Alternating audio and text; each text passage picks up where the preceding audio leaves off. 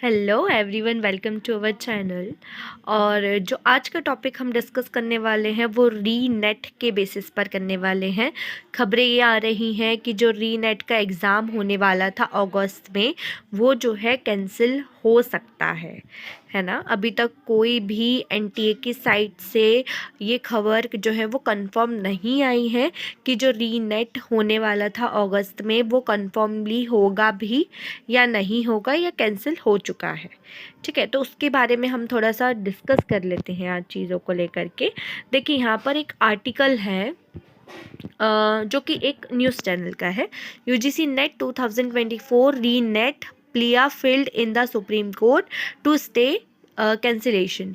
जो एक प्ली की गई है, एक याचिका जो है वो की गई है, दर्ज की गई है सुप्रीम कोर्ट में कि जो कैंसिलेशन है वो स्टे जो है वो लगाया जाए, जो यूजीसी नेट का एग्ज़ाम कैंसिल हुआ है उसके ऊपर। क्यों किया गया है? बेसिकली ये इसलिए किया गया है क्योंकि अभी भी जो है चेकिंग चल रही है सीबीआई को। जब से सीबीआई के अंडर में ये चीज़ दे दी गई है कि आप ही कंफर्म करके बता दीजिए कि जो पेपर है वो लीक हुआ था या नहीं। जो हमारा 18 जून को 2024 को जो पेपर हुआ वो लीक हुआ भी है या नहीं। तो ये सीबीआई के अंडर में ये सारी चीज़ें अभी भी चल रही है, इन्वेस्टिगेशन अभी भी चल रही है। बट इन्वेस्टिगेशन चल रही है उसी दौरान, इसी पीरियड के ड्यूरिंग जो है वो एनटीए ने ये अनाउंसमेंट कर दी कि जो आपके एग्ज़ाम है वो अगस्त में होगी, है ना। जो री नेट है वो अगस्त में होगी। दैट्स वाई यहाँ पर जो याचिका है वो दर्ज की गई है कि जो आपकी प्लिया है, जो एक अपील है वो की गई है कि जो सुप्रीम कोर्ट में की गई कि स्टे कर दिया जाए, स्टे लगा दिया जाए, रोक लगा दी जाए जो आपका अगस्त में एग्ज़ाम होने वाला है उस पर। ये इसलिए भी लगाई गई है क्योंकि आपका जो एग्ज़ाम है अभी तक ये क्लियर नहीं हुआ है कि वो जो है बहुत सारे लोगों ने ये बोला कि चलो एग्ज़ाम जो है वो लीक्ड हो गया था, पेपर लीक हो गया, यहाँ लीक हो गया, वहाँ लीक हो गया, ऑफलाइन हुआ इसलिए लीक हो गया। बट आजकल जो है ऑनलाइन जो एग्ज़ाम्स हो रहे हैं उसमें भी इंटीग्रिटी के जो चांसेस है वो अफेक्ट हो रहे हैं। जैसे अभी अभी आपने देखा होगा CSIR नेट का जो पेपर हुआ। देखिए यहाँ पर एक आर्टिकल है, ये देखिए CSIR नेट का जो पेपर लीक हुआ, देखो यहाँ पे तो ये जो पेपर था ये भी तो आपका ऑनलाइन पेपर हुआ ना, ये तो ऑफलाइन पेपर नहीं हुआ। उसके बाद भी यहाँ पर पेपर जो है वो लीक हुआ है। CSIR नेट भी जो है वो एनटीए कंडक्ट करवा रही है। इसके पहले सबसे फर्स्टली क्या हुआ था? सबसे पहले देखो, सबसे पहले जो नीट था, नीट के पेपर में चीज़ें सामने आई हमारे, है ना। देन उसके बाद में क्या हुआ? हमारा नेट का पेपर हुआ, नेट के पेपर में भी ये चीज़ें हो गई। चलो ये दोनों तो ऑफलाइन हुए। देन उसके बाद में अभी जो CSIR नेट हुआ, वो जो ऑनलाइन पेपर हुआ उसमें भी ये चीज़ें सामने आई। मतलब कहीं ना कहीं इंटीग्रिटी हार्म हो ही रही है, चाहे वो एनटीए कोई सा भी पेपर कंडक्ट करवा ले। ठीक है, तो सबसे पहले ये जो है ये याचिका या अपील दर्ज की गई है सुप्रीम कोर्ट में कि अब जो है वो कैंसिलेशन कर लगा दें, कैंसिलेशन का स्टे लगा दें जब तक कि कोई रिज़ल्ट नहीं आ जाए कि एनटीए का जो पेपर हुआ, जो हमारा जून का पेपर हुआ वो लीक हुआ भी या नहीं हुआ। ठीक है, तो हो सकता है, चांसेस हैं कि जो अगस्त का पेपर है उस पर स्टे लग जाएगा और वो पेपर अभी नहीं होगा जब तक कि कोई रिज़ल्ट नहीं आ जाता कि सच में पेपर जो है वो लीक हुआ है या नहीं हुआ है। जैसे ही रिज़ल्ट आएगा सीबीआई का, उसके बाद में हमें पता चल जाएगा। अगर पेपर लीक नहीं हुआ होगा तो हमारा जो रिज़ल्ट है वो देखने को मिल जाएगा। बट अगर पेपर जो है वो लीक हो गया था तो फिर कुछ कह नहीं सकते कि अब वो पेपर जो है वो कब होगा, क्योंकि अब ये फिर लंबी प्रोसेस हो जाएगी, है ना। सो देखो, अब हमें करना है या नहीं, क्या करना है, क्या करना चाहिए। जैसे अगस्त का जो एग्ज़ाम है बेसिकली वो तो हो सकता है, मे बी पॉसिबिलिटीज़ अभी हम मान के चलते हैं कि 50-50 है।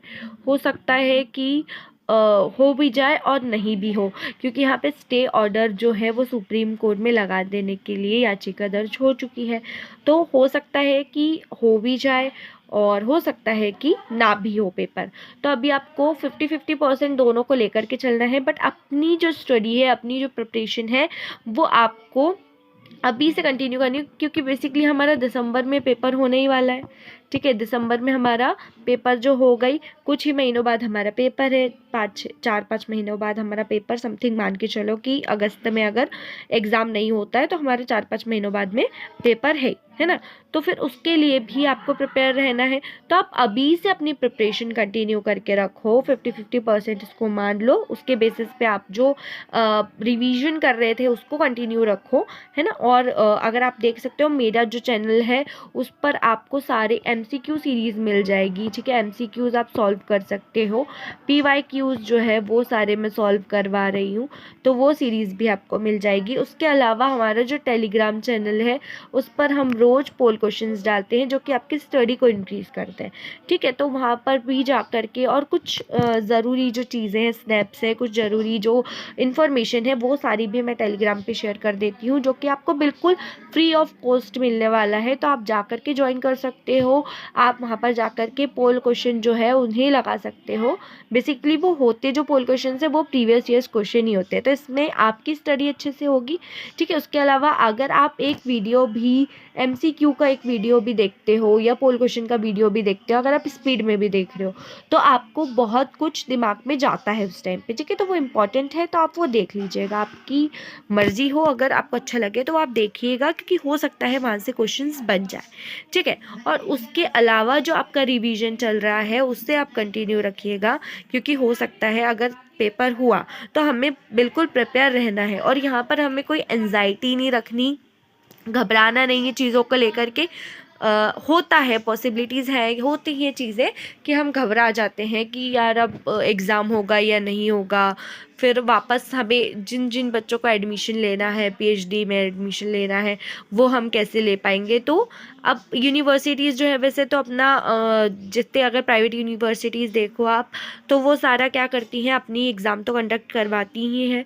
आप उसमें बैठो, एग्ज़ाम तो दो, कम से कम एटलीस्ट एग्ज़ाम तो, एंट्रेंस टेस्ट दो, इंटरव्यू दो। ठीक है, तब तक अगर कुछ नोटिस आ जाता है तब तक भी ठीक है, अगर नहीं आ पाता है देन अगर आपको ज्वाइन करनी ही है PhD तो आप कर लो, उसमें कोई इशू नहीं है ना। उसके अलावा जो आप नेट का एग्ज़ाम है आपका दिसंबर का, उसकी प्रिपरेशन अच्छे से करो, है ना, फिर नेक्स्ट ईयर के लिए आप उसको अच्छे से प्रिपेयर कर सकते हो। ठीक है, तो मेरा यही आज आपसे ये बात करने का रीज़न यही था कि आप लोग एंजाइटी बिल्कुल मत रखिएगा अपने अंदर, बिल्कुल नर्वसनेस नहीं रखना है, हमें सैड फील नहीं करना है, क्योंकि हो सकता है कि हमारा जो पेपर है वो कंडक्ट हो भी जाए, है ना।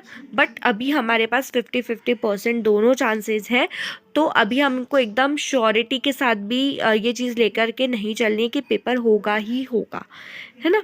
ओके, आप अगर आपको वीडियो अच्छा लगा हो तो आप इसे लाइक कर सकते हो, अपने फ्रेंड्स के साथ में इस इन्फॉर्मेशन को शेयर करना चाहते हो तो आप वो कर सकते हैं। Okay, thank you, thanks for watching.